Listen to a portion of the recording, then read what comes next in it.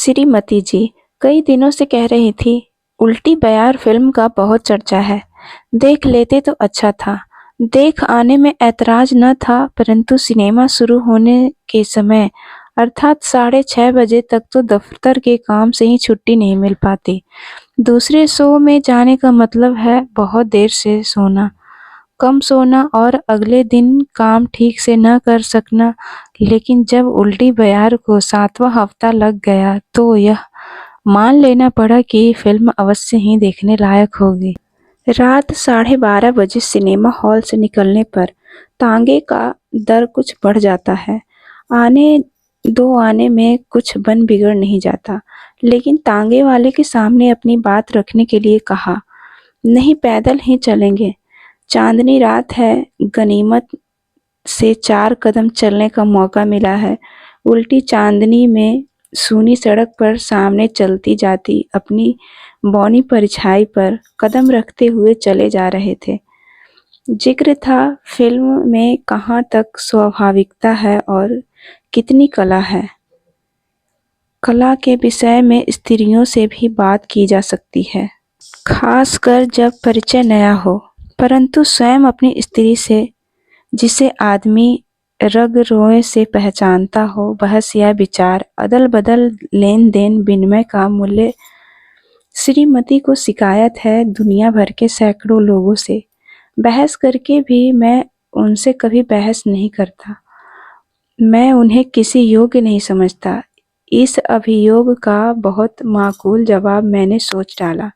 जिस आदमी से विचारों की पूर्ण एकता हो, उससे बहस कैसी। इस उत्तर से श्रीमती को बहुत दिन तक संतोष रहा कि चतुर समझने वाले पति के समान विचार के कारण वे भी चतुर हैं, परंतु दूसरों पर बहस की संगीन चला सकने के लिए पति नाम के रेत के बारे में कुछ अभ्यास करना भी जरूरी होता है। इसलिए एक दिन खींच कर बोली, बहस न सही, आदमी बात तो करता है, हमसे कभी कोई बात ही नहीं करता। सो पति होने का टैक्स चुकाने के लिए अपनी स्त्री के साथ कला का जिक्र कर चांदनी रात का खून हो रहा था। मैं कह रहा था और वे हूँ हूँ कर कर हामी भर रही थी। अचानक वे पुकार उठी, यह देखो। स्त्री के सामने कला की बात करने की अपनी समझदारी पर दांत पीस कर रह गया। सोचा वह बात हुई। राजा कहानी कहे, रानी जूं टटोले। देखा, हलवाई की दुकान थी, सौदा उठ चुका था। बिजली का एक बल्ब अभी जल रहा था। लाला दुकान के तख्त पर चिलम उलट कर दीवार से लगे ओंघ रहे थे। नीचे सड़क पर कढ़ाई ईंट के सहारे टिका कर रखी गई थी। उसे मांजने के प्रयत्न में एक छोटी उम्र का लड़का उसी में सो गया था।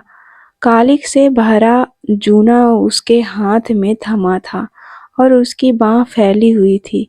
दूसरा हाथ कड़े को थामे था। कड़ाही को घिसते घिसते लड़का औंघ गया और फैली हुई बाँह पर सिर रख कर सो गया। एक कुत्ता कढ़ाई के किनारे बच रही मलाई को चाट रहा था।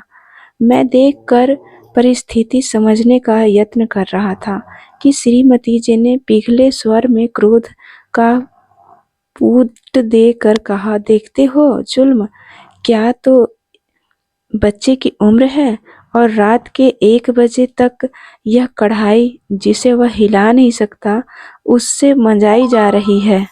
मेरी बाँह में डाले हुए हाथ पर बोझ दे वे कढ़ाई पर झुक गई और लड़के की बाँह को हिला उसे पुचकार कर उठाने लगी।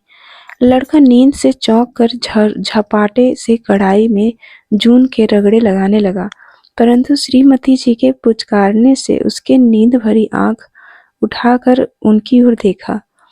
मेरी इस बात को अपने समझने योग्य भाषा में प्रकट करने के लिए बोली, हाय, कैसे पत्थर दिल होते हैं जो इस उम्र के बच्चों को इस तरह बेच डालते हैं। और इस राक्षस को देखो, बच्चे को मेहनत पर लगा खुद सो रहा है। फिर बच्चे को पुचकार कर साथ चलने के लिए पुकारने लगी। इस गुल गपाड़े से लाला की आंख खुल गई। नींद से भरी लाल आंखों को झपकाते हुए लाला देखने लगे। पर इससे पहले कि वे कुछ समझे या बोल पाते, श्रीमती जी लड़के का हाथ थाम ले चली। फिल्म और कला की चर्चा श्रीमती जी की करुणा और क्रोध के प्रभाव में डूब गई। कानूनी पेशा होने के कारण कानून की जद का ख्याल आया। समझाया, कम उम्र बच्चों को उसके माँ बाप की अनुमति के बिना इस प्रकार खींच ले जाने से पुलिस के झंझट में पड़ना होगा। राजा और समाज के कानून की जबरदस्त कानून है स्त्रियों का पति। पति को बिना किसी हीलो हुज्जत के स्त्री के सब हुक्म मानने ही पड़ते हैं। श्रीमती जी ने अपना कानून अड़ाकर कहा, इसके माँ बाप आकर ले जाएंगे, हम कोई लड़के को भगाए थोड़ी ले जा रहे हैं। लड़के पर इस तरह जुल्म करने का किसी को क्या हक है? यह भी कोई कानून है? लाला आंख झपकाते रहे और हम उस लड़के को लिए चले आए। लाला बोले, क्यों नहीं? कह नहीं सकता, शायद कोई बड़ा सरकारी अफसर समझकर चुप रह गए हों। लड़के से पूछने पर मालूम हुआ कि दरअसल उसके माँ बाप थे नहीं, मर गए थे। कोई उसका दूर का रिश्तेदार उसे लाला के यहाँ छोड़ गया था। दूसरे रोज लाला बंगले के अहाते में हाजिर हुए और बोले कि ये तो आप माई बाप हैं, लेकिन यह मेरे साहब की ज्यादती है। लड़के के बाप की तरफ लाला के 60 रुपए आते थे और वह मर गया। लाला उल्टे और अपनी गांठ से लड़के को खिला पहना कर पाल पोस रहे थे। लड़के की उम्र ही क्या है कि कुछ काम करेगा। ऐसे ही दुकान पर चीज धर उठा देता था, सो मेम साहब उसे भी उठा लाई। लाला बेचारे पर जुल्म ही जुल्म है। उन्हें उनके 60 रुपए दिला दिए जाए, सूद वे छोड़ देने को तैयार हैं, या फिर लड़का ही उनके पास वापस कर दें। बरामदे के फर्श पर जूते की ऊंची एड़ी पटक भौं चढ़ाकर श्रीमती जी ने कहा, ऑल राइट। इसके बाद शायद वो कहना चाहती थी, 60 रुपए ले जाओ। परिस्थिति नाजुक देखकर बोलना पड़ा, लाला जो हुआ अब चले जाओ, वरना लड़का भगाने और क्रूएटली टू चिल्ड्रन बच्चों के प्रति निर्दयता के जुर्म में गिरफ्तार हो जाओगे। अहाते के बाहर जाते हुए लाला की पीठ से नजर उठाकर श्रीमती जी ने विजय गर्व से मेरी ओर देखा। उनका अभिप्राय था, देखो तुम खामोखा डर रहे थे, हमने कैसे सब मामला ठीक कर दिया। तुम कुछ भी नहीं समझ सकते। लड़के का नाम था हरूआ। श्रीमती ने कहा, यह नाम ठीक नहीं, नाम होना चाहिए हरीश। लड़के की कमर पर केवल एक अंगोछा मात्र था, शेष शरीर ढका हुआ था मैल के आवरण से। सिर के बाल गर्दन और कानों पर लटक रहे थे। लाइफ बॉय साबुन की झाग में घुल घुल कर वह मैल बह गया और हरीश सांवला सलोना बालक निकल आया। दरवान के साथ सैलून में भेजकर उसके बाल भी छटवा दिए गए। बीसू के लिए नई कंघी मंगवाकर पुरानी हरीश के बालों में लगा दी गई। बीसू के कपड़े भी हरीश के काम आ सकते थे, परंतु लड़कों में 4 बरस का अंतर काफी रहता है। खैर, जो भी हो, हफ्ते भर में हरीश के लिए भी नेवी कट कॉलर के 3 कमीज और नेकर सिल गए। उसके असुविधा अनुभव करने पर भी उसे जुराव और जूता पहनना पड़ा। श्रीमती जी ने गंभीरता से कहा, उसके शरीर में भी वैसा ही रक्त मांस है जैसा कि किसी और के शरीर में। उनका अभिप्राय था, अपने पेट के लड़के बिशु से, परंतु इसका कारण कि बिशु आखिर पुत्र तो मेरा ही है। उन्होंने कहा, उसके भी दिमाग है, वह भी मनुष्य प्राणी है और उसे मनुष्य बनाना भी हमारा कर्तव्य है। हरीश के कोई काम स्वयं कर लेने पर प्रसन्नता के समय वे मेरा ध्यान आकर्षित कर कहती, लड़के में स्वाभाविकता प्रतिभा है, यदि उसे अवसर मिले तो वह क्या नहीं कर सकेगा। हाँ, उस मजदूर का नाम था जो अमेरिका का प्रेसिडेंट बन गया था। मौका मिले तो आदमी उन्नति कर क्यों नहीं सकता। 4 वर्ष की आयु ऐसी नहीं जिसमें अधिकार का गर्व न हो सके या श्रेणी विशिष्टता का भाव न हो। अपनी जगह पर अपने से नीची स्थिति के बालक के अधिकार जमाते देख, अपनी माँ को दूसरे के सिर पर हाथ फेरते देख और हरीश को अपनी संपत्ति का प्रयोग करते देख बिसी को ईर्ष्या होने लगी। रोनी सूरत बनाकर वह होठ लटका लेता था या हाथ में थमी किसी चीज से हरीश को मारने का यत्न करने लगता। श्रीमती जी को सब बातों में गरीबी और मनुष्यता का अपमान दिखाई देता। गंभीरता से वे बिशु को ऐसा अन्याय करने से रोकती और हरीश का साहस बढ़ाकर उसे अपने आप को किसी से कम न समझने का उपदेश देती। हरीश बात बात में सहमता, सकपकाता, पास बैठने के बजाय दूर चला जाता और बिशु के खिलौने के लोभ की झलक दिखाई देती रहती। श्रीमती जी उसे संतुष्ट कर, उसका भय मिटाकर उसे बिशु के साथ समानता के दर्जे पर लाने का प्रयत्न करती। कई दफे उन्हें शिकायत की कि मेरे स्वर में हरीश के लिए वह अपमान क्यों नहीं आ पाता जो आना चाहिए, जैसे बिशु के लिए है। इस मामले में कानून का हवाला या वकालत की जीहर मेरी मदद नहीं कर सकती थी, इसलिए चुप रहने के सिवा चारा न था।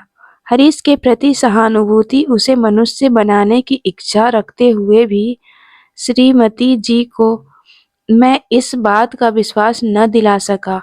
हरीश के प्रति उनकी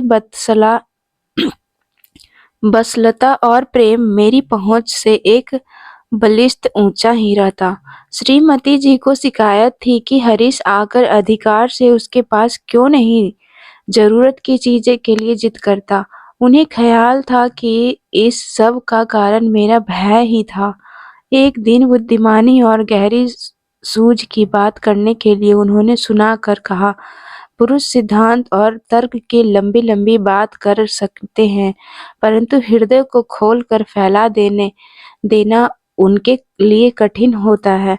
सोचा श्रीमती जी को समानता की भावना के लिए उत्साहित कर उन्हें अपना बड़प्पन अनुभव कराने के लिए मैं अवसर पेश नहीं कर पाता हूँ। यही मेरा कसूर है।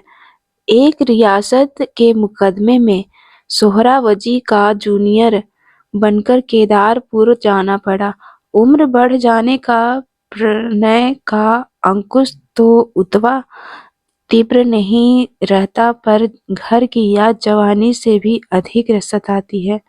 कारण है शरीर का अभ्यास, समय और स्थान पर आवश्यकता की वस्तु का सहज मिल जाना विदेश में नहीं हो सकता और न सहशल्य का संतोष भी मिल सकता। केदारपुर में लग गए 4 मास।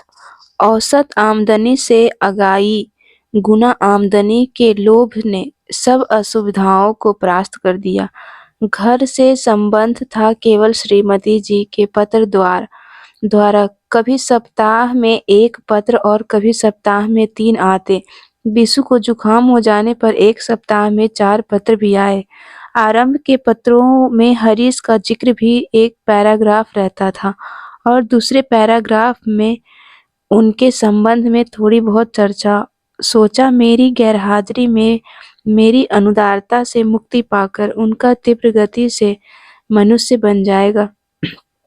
कुछ पत्रों के बाद हरीश की खबरों में सरगर्मी कम हो गई। फिर शिकायत हुई कि वह पढ़ने लिखने की ओर मन लगाकर गली के मैले कुचैले लड़कों के साथ खेलता रहता है। बाद में खबर आई कि वह कहना नहीं मानता, स्वभाव का बहुत जिद्दी है, बहुत डल सुस्त दिमाग है, हर समय कुछ खाता रहना चाहता है, इसी से उनका हाजमा ठीक नहीं रहता।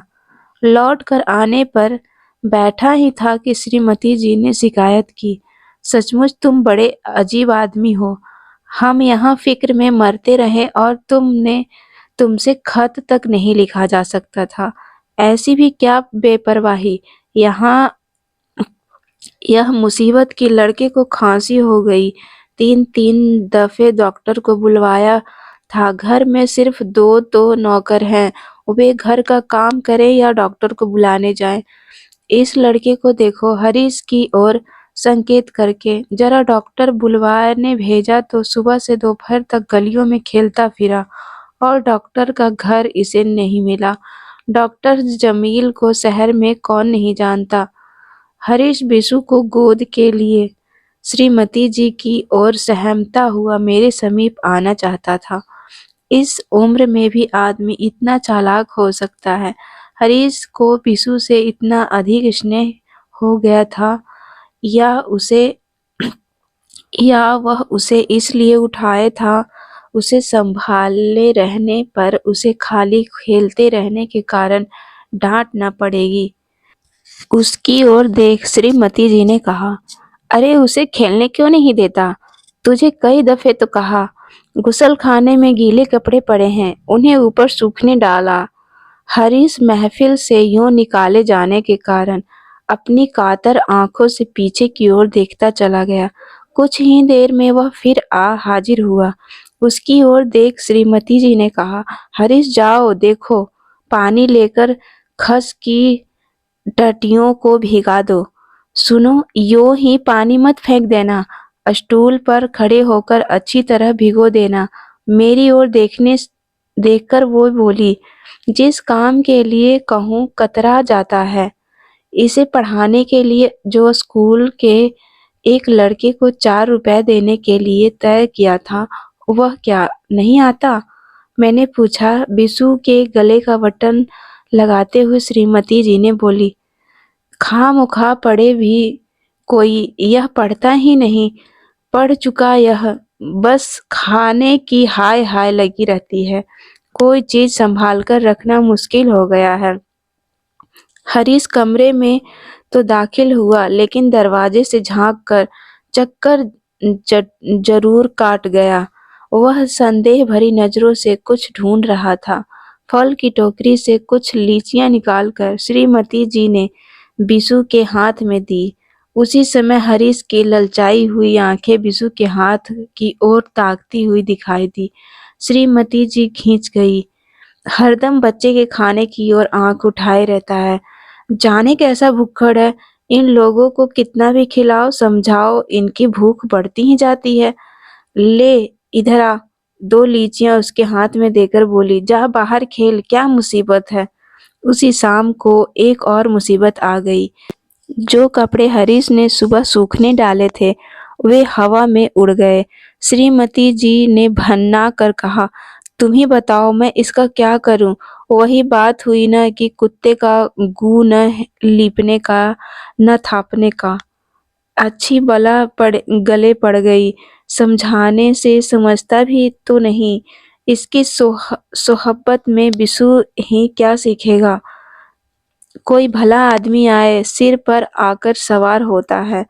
स्कूल भिजवाए तो पढ़ा, वहां पढ़ता नहीं, लड़कों से लड़ता है। अपने आगे किसी को कुछ समझता थोड़े ही है। तुमने उसे लाड साहब बना दिया है। कमजात कहीं अपनी आदत से थोड़े ही जाता है। क्या उत्तर देता, बात टाल गया। फिर दूसरे समय श्रीमती जी ने बिशु को उठाकर गोद में दे दिया। वे देखना चाहती थी कि बिशु मेरी गोद में बैठने से कैसा जान पड़ता है। उस समय हरीश भी दौड़कर आया और बिल्कुल सट कर खड़ा हो गया। पोज का यो बिगड़ जाना श्रीमती जी को न भाया। सुनाकर बोली, बंदर को मुंह लगाने से वह नोचता ही तो।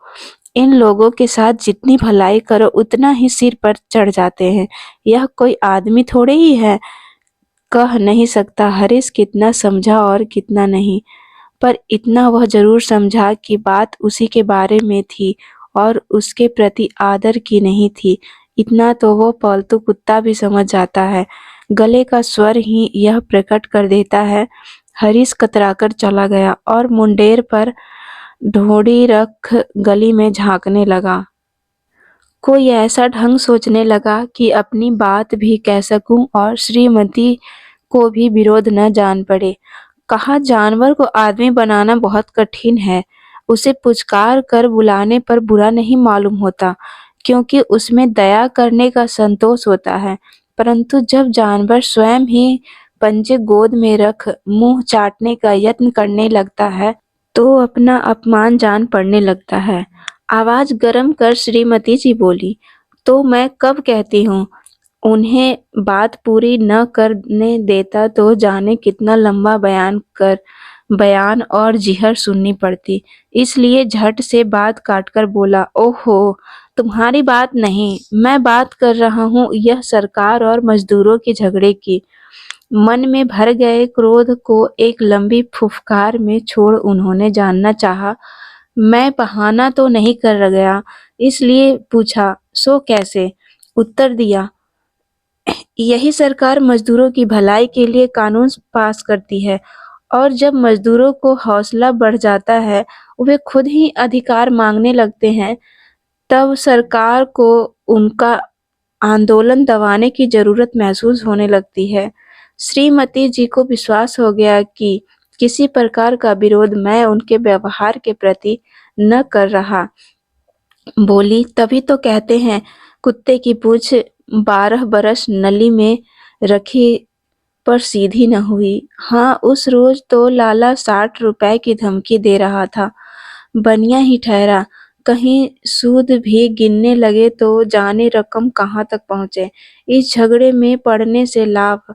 श्रीमती जी का मतलब तो समझ गया, परंतु समझकर आगे उत्तर देना ही कठिन था। इसलिए उनकी तरफ विस्मय से देखकर पूछा, क्या मतलब तुम्हारा? कुछ नहीं, श्रीमती जी झुंझला उठी। उन्हें झल्लाहट थी मेरी कम समझी पर, और कुछ झेप थी जानवर को मनुष्य बना देने में असल अभिमान पर। मैं जानता हूँ बात दब गई, टली नहीं। कल फिर यह प्रश्न उठेगा, परंतु किया क्या जाए? कुत्ते की पूंछ एक दफे काट लेने पर उसे फिर से उसकी जगह लगा देना कैसे संभव हो सकता है? और मनुष्यता का चक्का एक दफे लग जाने पर किसी को जानवर बनाए रखना भी तो संभव नहीं है। उम्मीद करती हूँ दोस्तों आप लोगों को यह कहानी पसंद आई होगी। तो ज़्यादा से ज़्यादा चैनल को सब्सक्राइब करें, लाइक करें, कमेंट बॉक्स में अपनी राय ज़रूर दें कि आप लोगों को कहानी कैसी लगी। तो मिलते हैं अगले कहानी में, तब तक के लिए आप लोग खुश रहिए, हंसते मुस्कुराते रहिए।